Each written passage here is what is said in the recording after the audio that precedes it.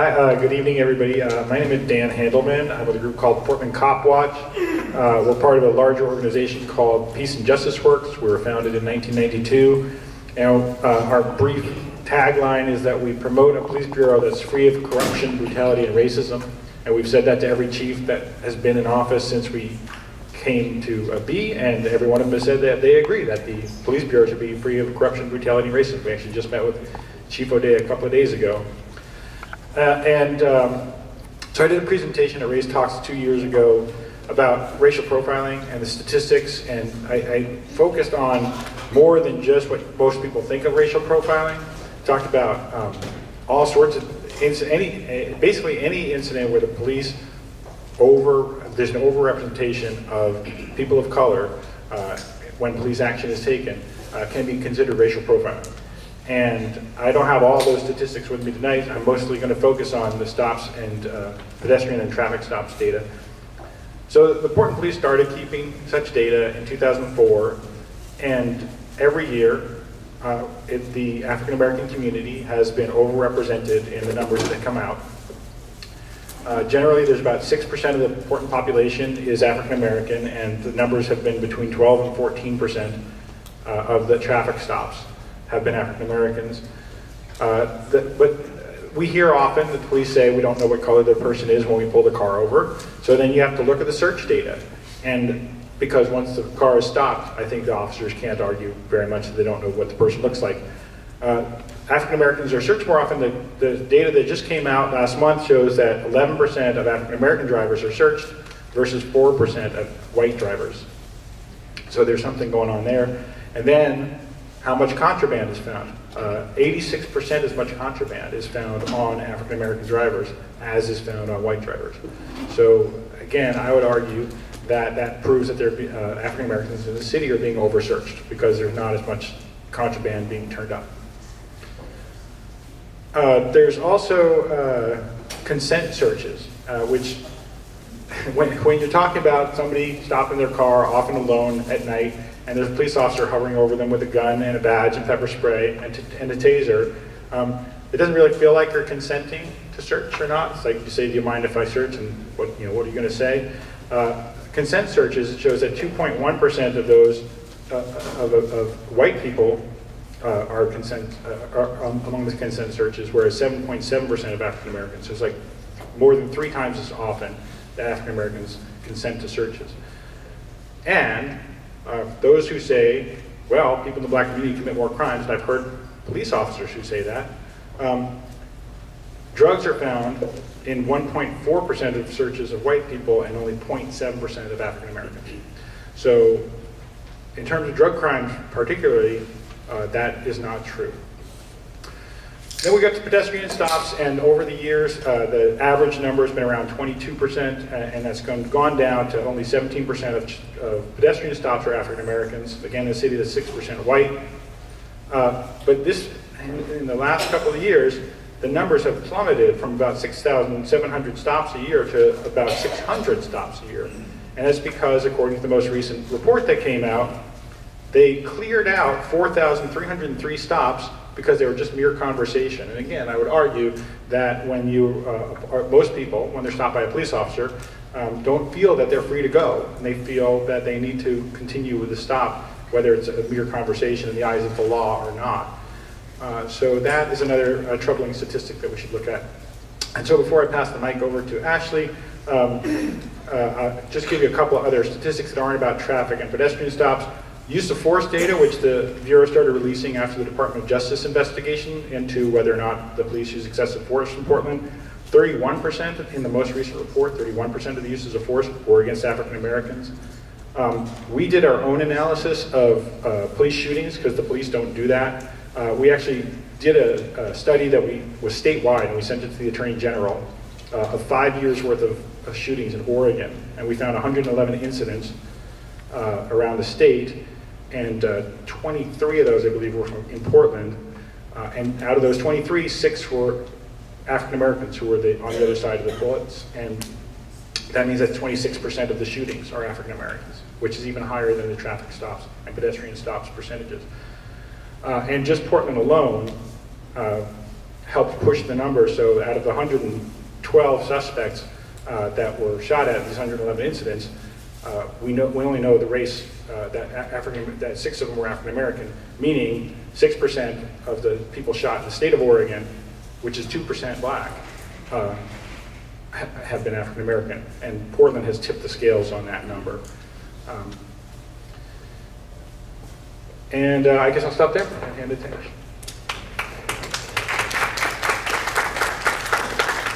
Good evening, everyone. My name is Ashley Albies. I'm an attorney here in Portland. I practice mostly in employment discrimination and civil rights litigation.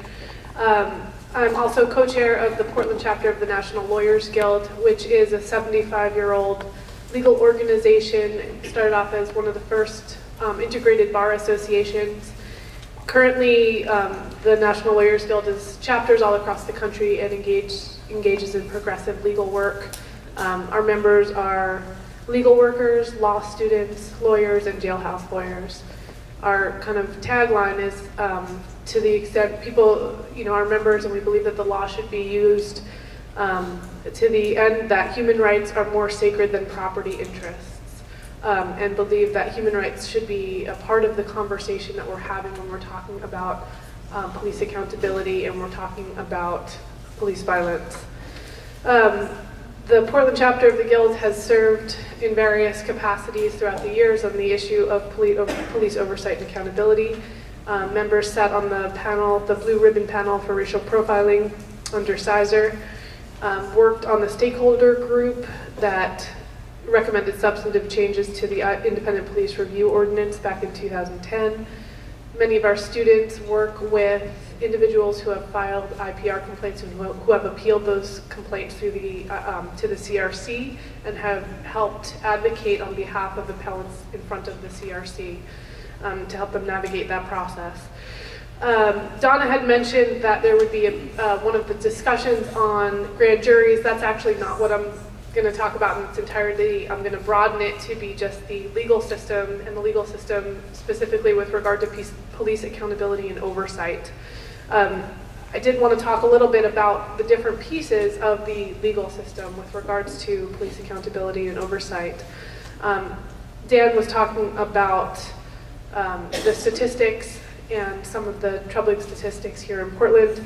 As many people know, and as the conversation and this dialogue has progressed because of events in Ferguson, events in St. Louis, events here in Portland, a lot of the conversation has focused on the grand jury process, and every state has its own grand jury process. Here in Oregon, there's 2 ways to bring felony charges here in Oregon, and specifically the conversations have been around whether or not police officers can be held accountable through the grand jury process when there is a community-related death at the hands of a police officer. And as most people know, in Ferguson, there was a lot of frustration and outrage that there was not an indictment against the officer involved in the shooting of Michael Brown. So I wanted to give a little bit of an oversight and background about the legal system, and specifically with grand juries, and move on for a moment about the other aspects of the legal system. So here in Oregon, there's 2 ways to bring felony charges, and that would be in the case of an officer-involved shooting, where an officer would be, their conduct was being looked at by a district attorney to see whether felony charges should be brought based on the incident. And there's 2 options. One is, and you'll have to forgive me, I'm a civil lawyer, not a criminal lawyer, so I consulted with an expert on this, but DAs here in Multnomah County usually use the grand jury process rather than what's called a preliminary hearing.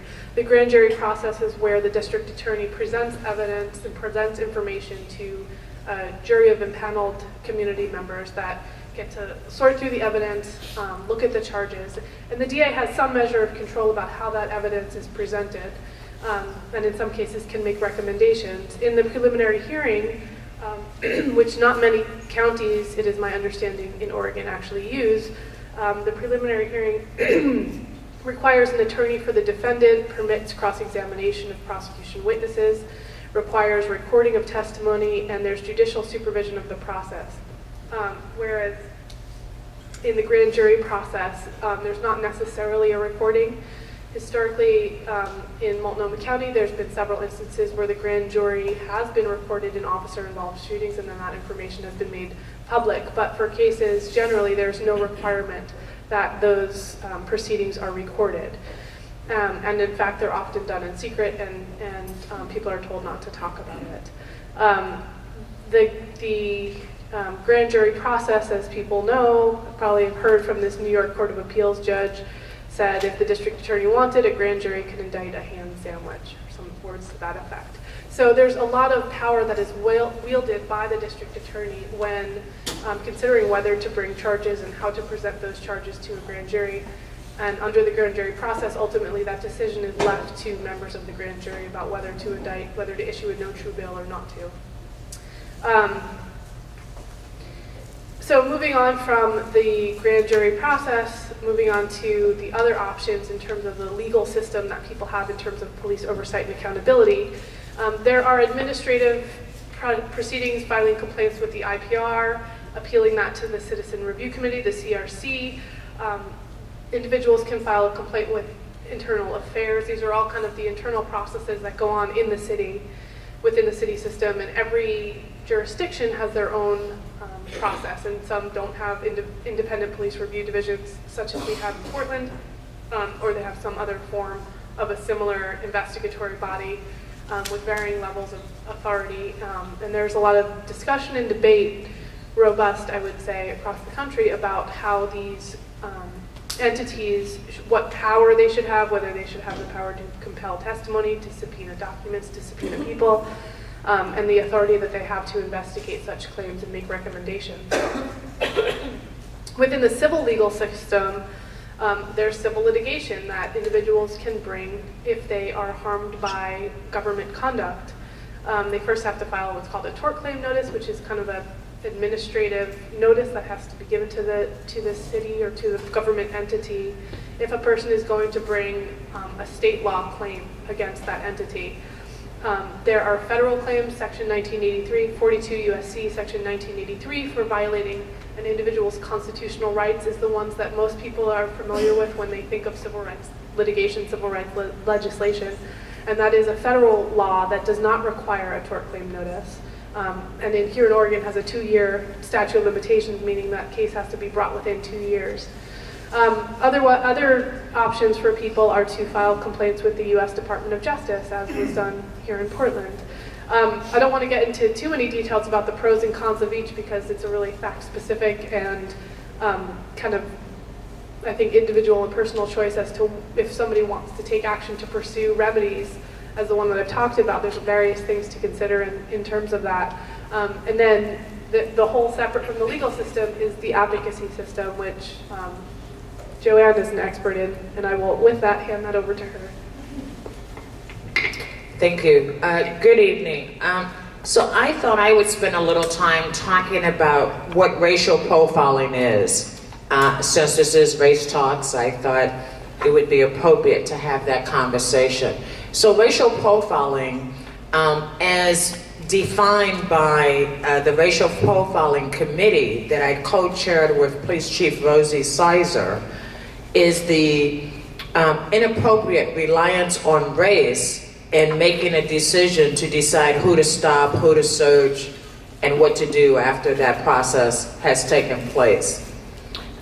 In 2006, I facilitated a series of community listening sessions to bring police officers and community members together to have a conversation about what is the police department's role to eliminate racial profiling and what is the community's role. We did a series of 5 community listening sessions and developed a booklet that we gave to the city council to adopt. What we didn't do, because as a community we have over and over again developed plans, given them to police chiefs, and police chiefs have said, thank you very much, appreciate the help, have a good day, and they weren't actually implemented. This particular time, what we decided to do was to have the police chief, Rosie Sizer, develop the plan, and then present the plan to the Portland City Council. Rosie Sizer did do that. It took her a year longer than we thought it was going to take her to develop that plan.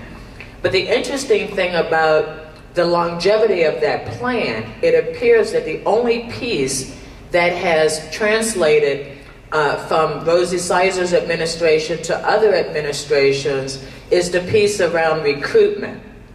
Unfortunately, as we know, just recruiting people that look like the people that you're placing isn't actually the answer to solving racial profiling. Because if you're training those officers using the same skill sets that white officers use to stop and search black and brown people in the community, then the black officers and the brown officers that you hire will incorporate that behavior. And so I think it's important that this new administration, who I hear great things about, they tell me great things are happening. I like them to look beyond just who gets hired, because if hiring people, if we just didn't, if we hired nicer people, racial profiling would not disappear overnight. So why is it? And I'll give you a great example. You have public information officers that all day long send press releases out, scaring the bejesus out of my neighbors about where gang activity is taking place, who the gang members are, what they look like. But the definition that you use to define gang members is such a weak definition that everybody in this room would fit into that definition. And so the definition that was created by the mayor and the last police chief is thus: 2 or more people who self-identify as such. Now think about the ludicrousness of that definition. Because, as I said, I look out here, so there's about 75 gangs operating right here in this room, if that's the definition you use to figure out what a gang member is. Now, are people getting shot in our community? Absolutely. Are there gang members in our community? Maybe. But because you haven't done a really good job of telling us how to identify the characteristics of gang members, what we have is a community where black and brown boys have to prove that they're not in a gang versus the other way. Good policing, figuring out who's in a gang, and then helping them resolve those issues.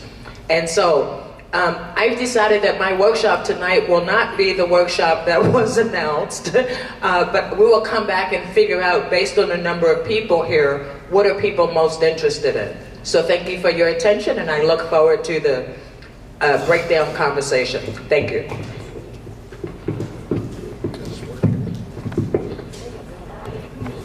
Hello? Oh, okay.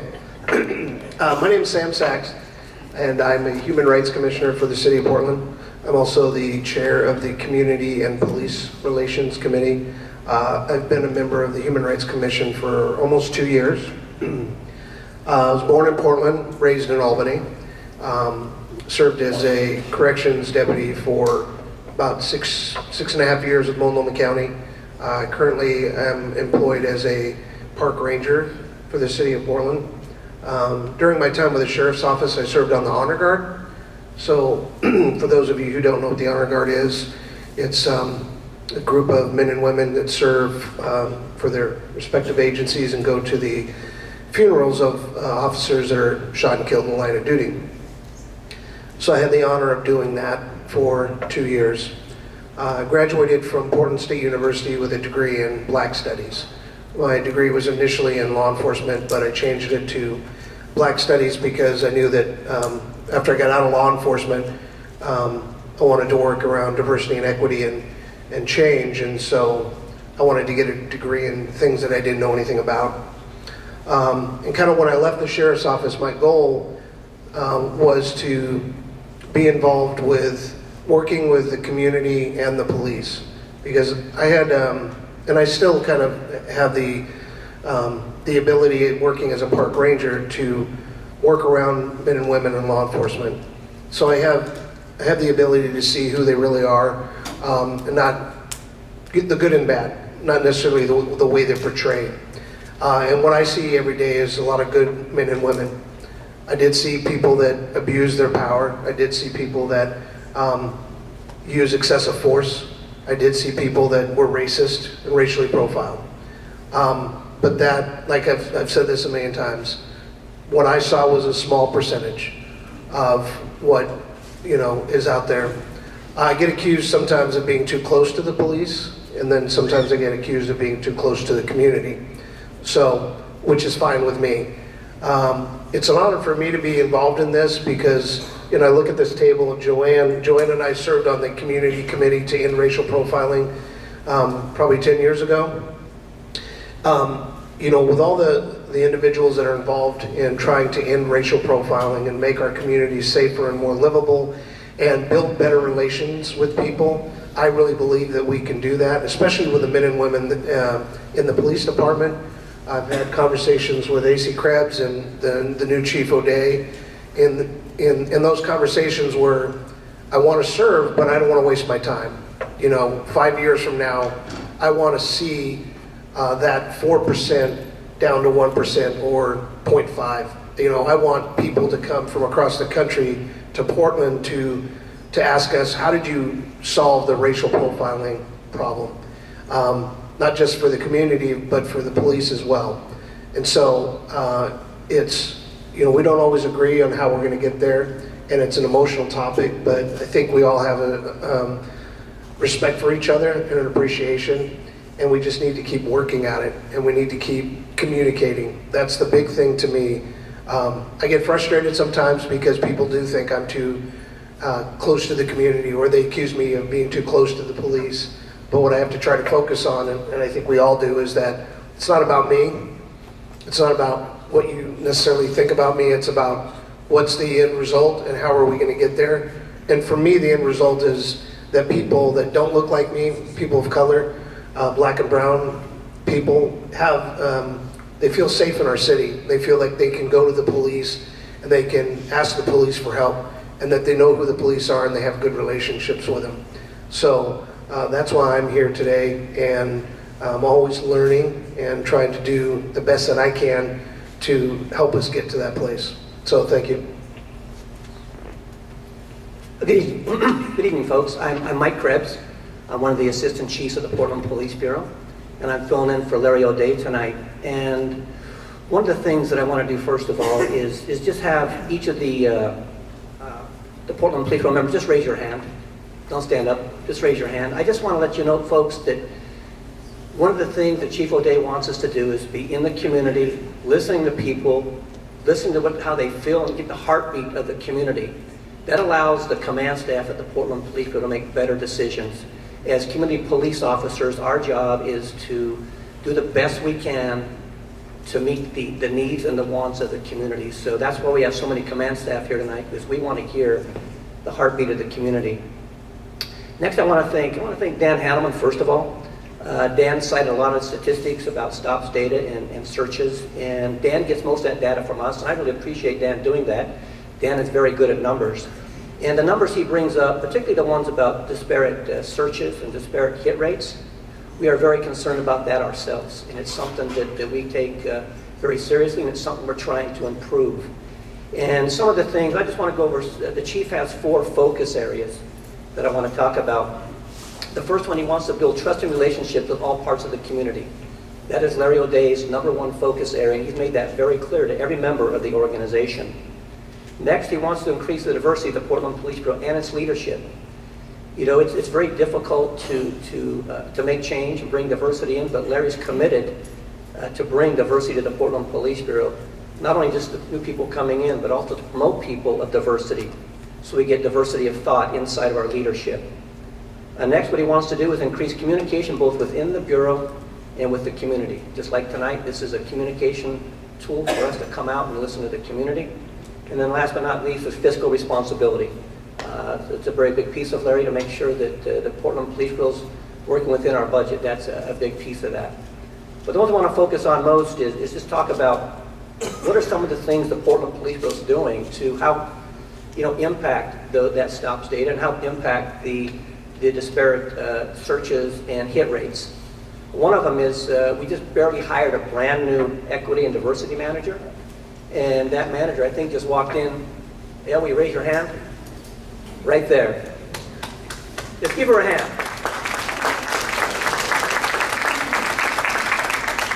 You know, Elle's brand new to the organization, and we're very lucky to have her, great credentials. And Elle's job basically is to look at every aspect of the Portland Police Bureau through an equity lens. Is the Portland Police Bureau and the policies and the training that we do, is there equity involved in that? So we believe Elle can help bring, I guess, a better vision of the Portland Police Bureau and equity. So we're very hopeful that in the next few years we'll be able to make some strides to improve the organization.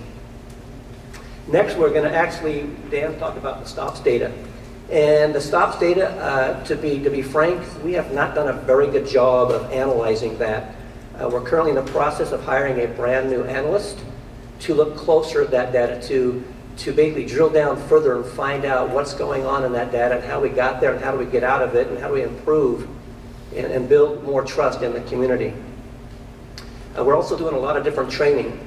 We're trying to get our, as we all know, everybody in this room, me included, we all have our biases.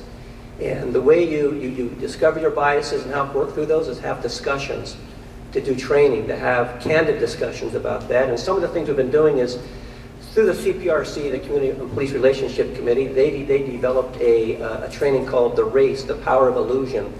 And so far we've given it to all of our sergeants and above. They've all gone through that class, and eventually we'll be giving that to all of our officers too. And it's a good way to have those candid discussions about race and equity in our organization.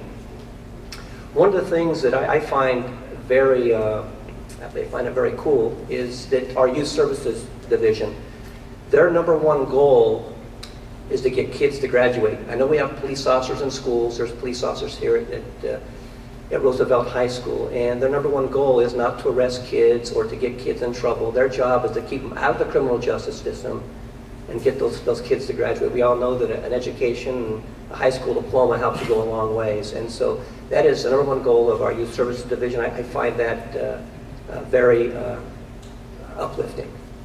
And last but not least, I'm not going to keep going. I've got a bunch of other things I want to talk about, but I'll keep it short. One of the things is, in the past, the Portland Police Bureau, we've used to call it, you'd go to a hot spot. Maybe there's a lot of crime going on in a neighborhood, and we would send officers out there. And a lot of times what would happen, this is no secret, there'd be a lot of arrests and a lot of police stops. And it made people feel very uncomfortable. And it made us feel like that maybe we're a little bit of an occupying force. And that's just frank, and I heard that from community members. And one of the things that Chief O'Day has really pushed is just getting out of the car. So if we go to a hot spot, what we do, we get out of our car, just start talking to people, just start having that communication, develop those relationships, develop those partnerships. So what our hope is to come out of all of that, rather than going in and stopping a lot of people and making people feel uncomfortable, if we go in the community and develop those relationships, we're more likely to get information from the community and pinpointing out who are the people that are causing the problem. Rather than stopping everybody, we're more likely to be a little more specific and find out that this person here is the one that's creating the problem. And by doing that, we only go out and maybe deal with that particular person and pull that person out of the community if they're committing violence in the community. Our job is to get them out of the community. But we can do that rather than going and stopping everybody. Let's have the community point those folks out to us with a trusting relationship. So that's kind of a short version of what Larry O'Day wants from us.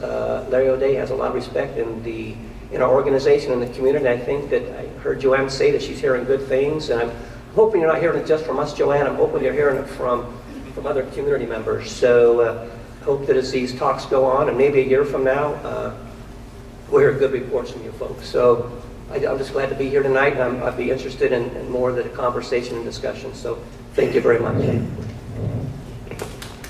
Thank you.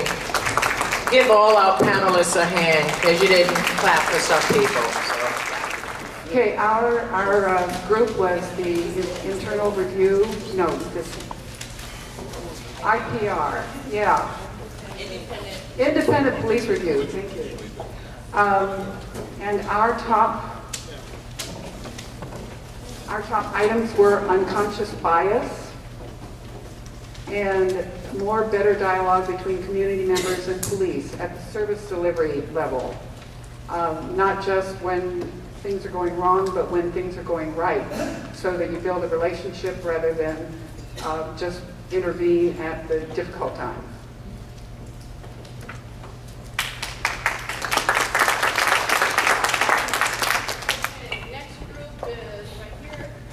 that would be me.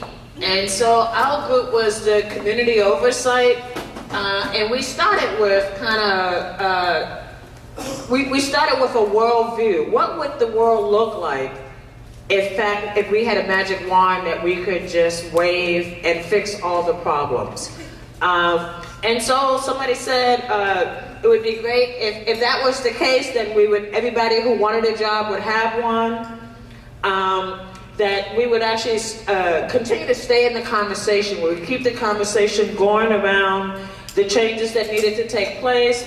Why are you looking at me like that? Well, that's me too. But I'm just starting there, and then I'm going to come over there. And so somebody mentioned in our group that, if he had a comp that lived a couple of blocks from him, he thought that would make him feel safer, because he would know that cop and he would be a neighbor, and so if something was going on, he'd go to their house to get help. Somebody mentioned freeze framing de-escalation, which means that, when you get into those tense spots, is there a way to get people to kind of slow down so that they think about a better, more calmer approach to take? And so we also talked about what success could look like, but I will only give you my priorities because I can feel Donna looking at me hard. And our priorities were that success would be if we were able to look at the stop data, and the stop data actually reflected the numbers of ethnicities in the population. So as an example, African Americans are 7%. So if the stop data reflected that 7% of the people stopped were African Americans, we'd be, whoa, that's success, right? Because that would mean it's dropped by half. We also said that success would look like after a tragedy, after someone was shot and injured or killed by the police, success would look like a compassionate police force that actually showed empathy about the person who just lost their life. Rather than the answer, what we normally get is the police acted within policy and the police did nothing wrong. What a difference it would make to the community just to hear someone in leadership at the police bureau say, that was tragic, that should not have happened. Let's make sure that doesn't happen again. Thank you. And I was not giving her the snake eye.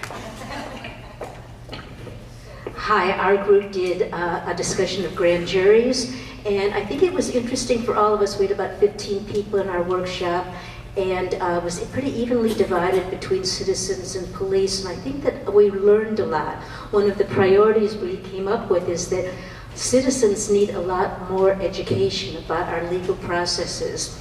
There was a discussion about a perception, which was pointed out as often a wrong perception, that grand juries are presented imbalanced and biased information by prosecutors.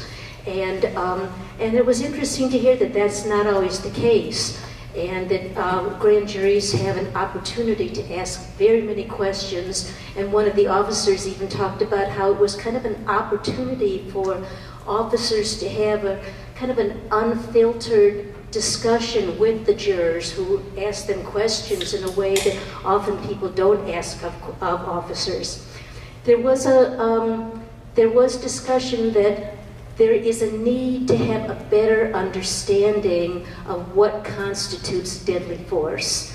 That's often an issue in grand juries, which is squirrely and frustrating on all sides, and maybe that's something above and beyond the grand jury, to have a really better, firmer definition of what is deadly force. And then we had some discussion about the pros and cons of why grand juries are secret. Sometimes, people get angry, they're like, why can't we know what was discussed and everything? And then it was pointed out that sometimes grand juries are convened to deal with domestic violence issues and things that there are reasons that you wouldn't want witnesses to be at the beginning point, before there's even a decision about whether or not there is a crime, to have some protection. And so to be able to discuss it before you're actually in a trial situation. And I think overall, one of the things that people felt most strongly about is that we don't really understand the role of grand juries enough. It's easy to sort of jump to conclusions and make assumptions, but really we at all levels need to have a better understanding of what and how that legal process works.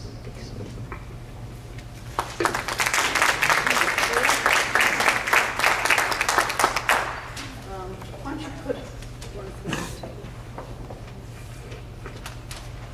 I'm gonna hold it.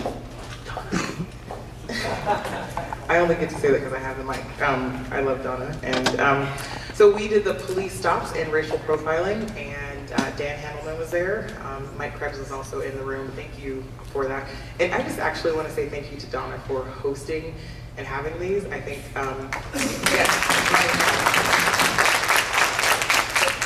appreciate it. Get some more people here.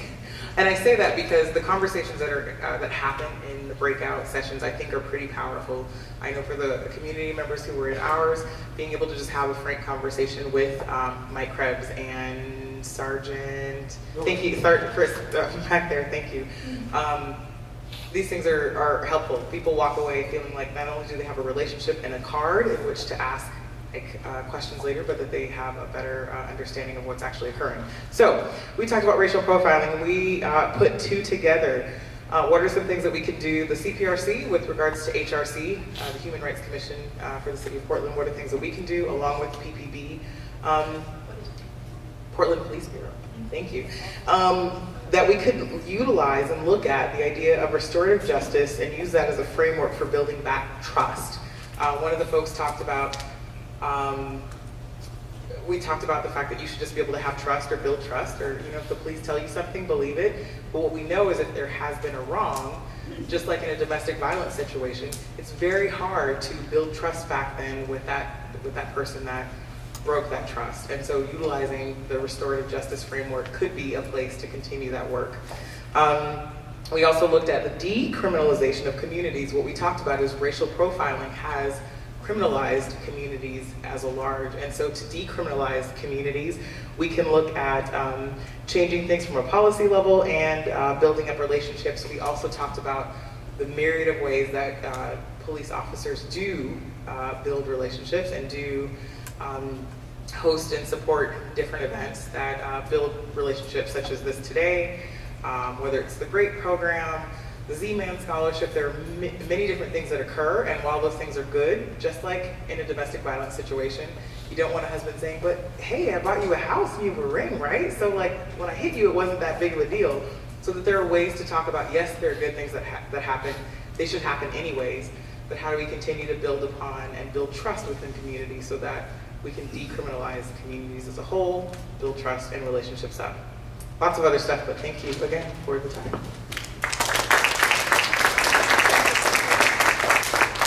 Okay, we have 25 minutes, and I would like the speakers, if you would come back up, please, so we could do a Q&A in case someone has a Q. You can do an A.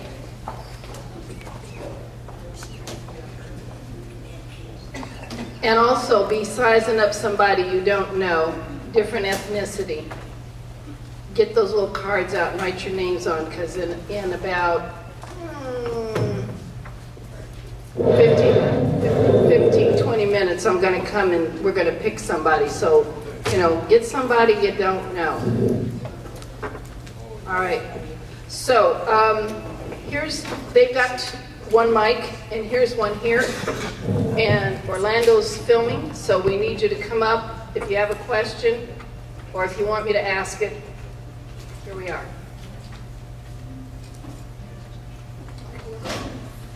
The answer is now she went home. So why don't folks gather right over here if you have a question, and then we'll just keep the mic right here. I just have a question. I am in public education, and so one of the things that I've been thinking about and discussing with colleagues is how we, as a system that ideally gets to work with all youth and train them to be citizens and in the workforce, what are things that you guys would advise that we can do in the schools to help people before they get into these positions of power or before they get into community interactions to be better versed in how to handle them. So since I'm the one with the mic, I think the first thing is young people and their parents need to know their rights.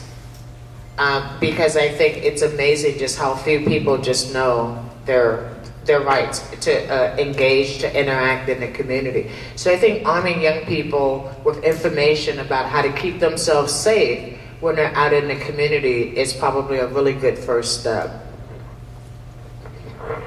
I agree. We do your rights in the police trainings at Portland Copwatch, and we've done some in high schools. And I think that when it's very interesting because the police have little cards about what your rights are, and their cards say when an officer asks if you can search, they can search you, cooperate. But our card says when you ask if they ask if you can search, you say no, I don't consent to the search. So we have different perceptions about what that means. It's still your right either way. It's your right to do one or the other. But and we always say you have to base it on the situation you're in, because if you're a woman alone, a person of color alone, versus the officer, you're gonna have to make a decision whether you want to assert those rights.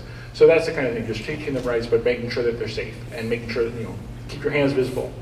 Best thing the hands up, don't shoot movement that did was make that the slogan. So now everybody knows you put your hands up, the cops can see you. I hope the cops appreciate that. You can see their hands, they don't have a weapon.